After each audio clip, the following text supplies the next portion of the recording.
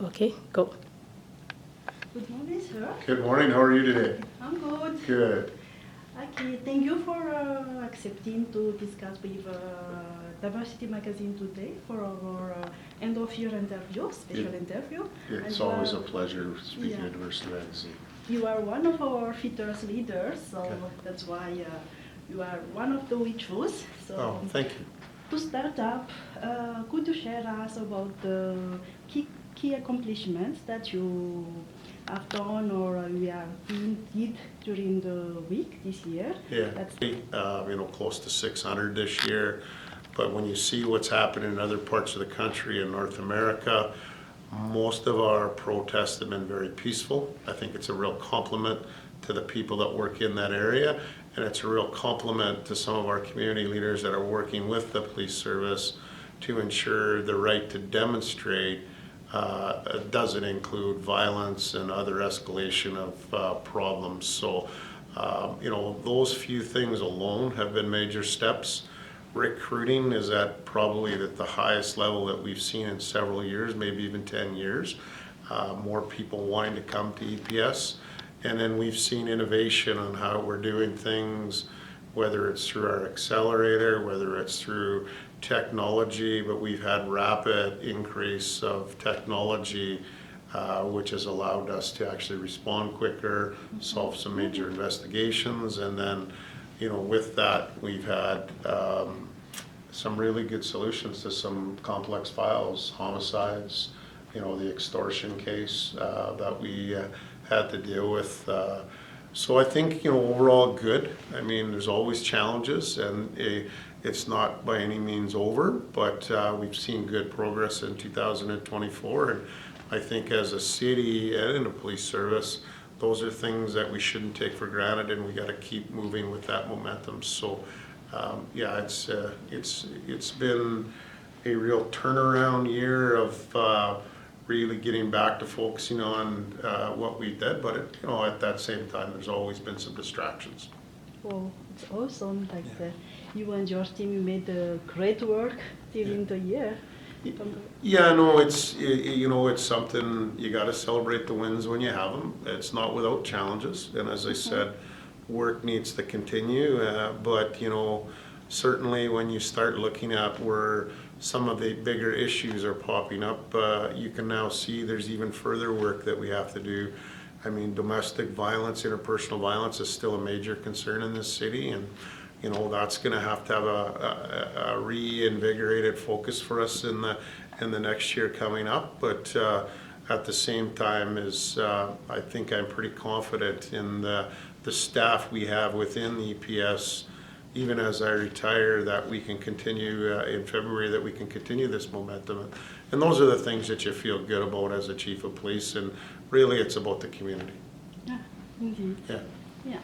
And as you said, that there is some challenges that you face during the year. Can you share a little bit? I mean, there's always challenges with spikes in crime that you can respond to. We're pretty good at that.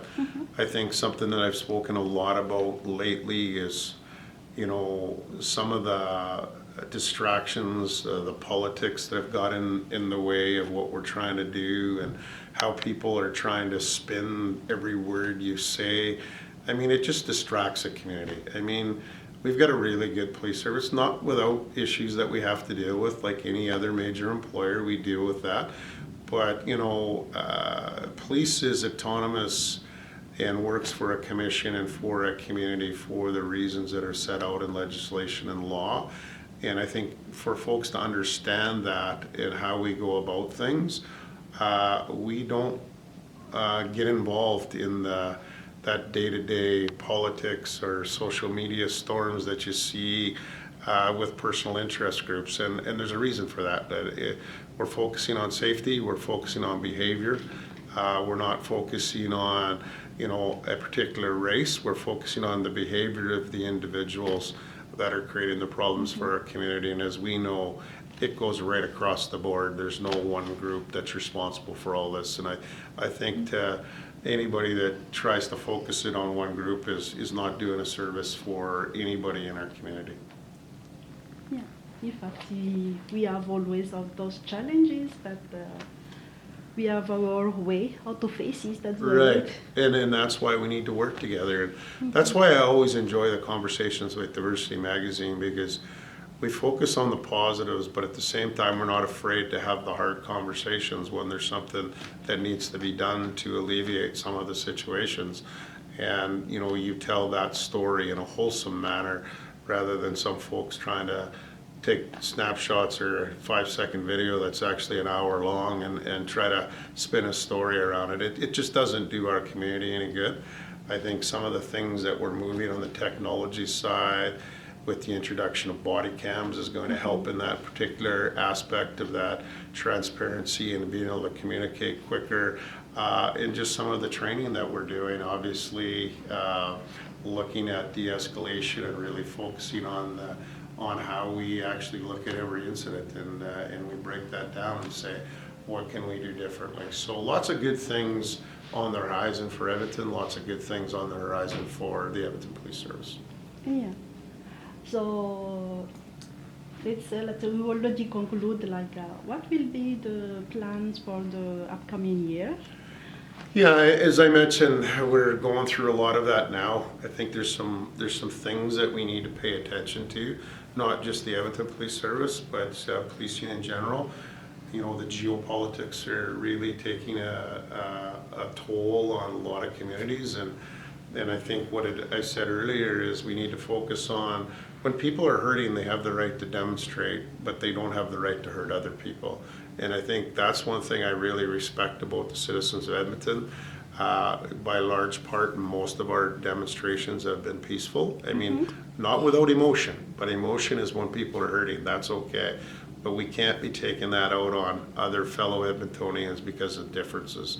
That's not okay. And I mean, I've said that over and over, regardless. You know, I look at my own employment group. Like everybody says, well, in the immigrant population, and I made a statement in a podcast about our immigrant population is who we are. That's part of our DNA. We hired 20 people from other countries in I think our last recruit class, our last 2 recruit classes. We need that because that makes us diverse and it makes us stronger. And for anybody to try to think that I'm, you know, being Métis as well, that I'm pro diversity, that's the beauty of Edmonton. It's our strength. And it appalls me when people try to spin my words. It's not who I am, never has been who I am. And I think that's why it's important to communicate directly to our immigrant communities. And that's why I always love talking to you folks. And you're going to have to give it to Franklin a little bit because obviously he's sending now his best and brightest day. So I appreciate you guys coming and say hi to him as well. But, you know, your magazine has tough questions, and you do, but you ask what's real in the community, and that's really critically important to me. So I want to thank you for that. Thank you. We appreciate it. Yeah. Yeah, and before we wrap up, could you give some messages as we are at the end of the year? So some for Christmas and. Yeah, no, and I appreciate that. And my message is simple: is regardless of how you celebrate, we all have differences at this time of year in relation to how we celebrate. But it is a festive part of the year. It's a time for family. It's a time for friendship. It's a time for laughs and smiles. You know, things around the world can bring people down right now in the way it's going. But, you know, I think it's important to take a breath, decompress, and enjoy the break, and enjoy it with family, and enjoy it with friends. And if you do celebrate and partake in the festivities, do it in a safe manner. We have the ability to control our actions. We always do. So if that is your choice, please, obviously, don't drink and drive. But please be responsible, because it's not just about your safety and your family safety, but it's also the safety of other Edmontonians if you do some things that don't end well. So my message is be safe, stay safe, all the best in 2025. I'm a big believer in Edmonton. I think Edmonton is a great city to live, as I've mentioned before in these interviews, originally from St. Albert and been around and then coming back. I think that the world's our oyster. We have to continue to progress and change, and we have to continue to make our communities safer, because regardless of what people think, if your community is not safe, then the well-being of your community is not going to end well or be well. So that's our focus in 25, and to everybody from Edmonton right now, it's been an honor and a privilege to be your police chief. It's not something that I take lightly, and you know, I will continue to serve in that position in the same fashion, without fear of any particular politics or anything, to do the things that I think are in the best interest of Edmontonians to keep us safe. So thank you, and enjoy the season. All the best.